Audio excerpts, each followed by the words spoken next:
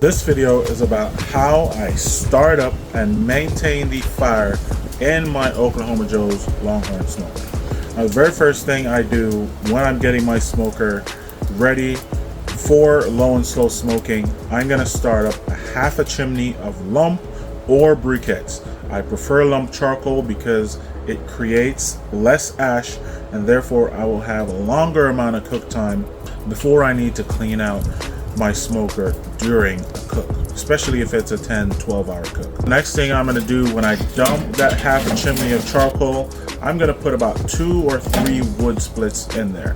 This first set of wood splits is going to take about 45 minutes to an hour to heat up my smoker, let that smoke get clean, and then it's going to be ready to cook on. Then I'm going to add my meat, and then that's going to run it for another hour or so, maybe 45 minutes, before I have to add my first split. My split usually is going to be on the top off my firebox, getting warm. Now take that preheated split, put it on. If I'm trying to run 225 or so, it's going to be 1 split. If I'm trying to run 250, 275, typically it's 2 splits. Make sure you check out this setup and let me know in the comments how you run yours. This smoker that I'm using today is the Oklahoma Joe's Longhorn Reverse Flow. So initially when I start up my fire, I want to allow that to run until the smoke gets clean.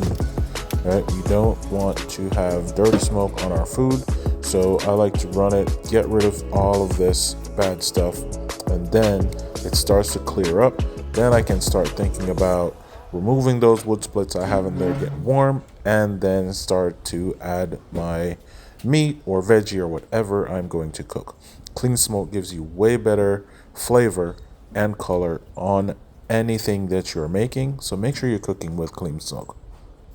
Now once you understand the clean smoke culture and you are running your fire like that, then you'll be ready to run any offset anywhere.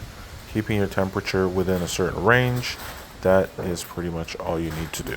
So follow the rest of the video, see how we made this hummus, and follow some more. Make sure you smash that subscribe, and we'll see you in the next video.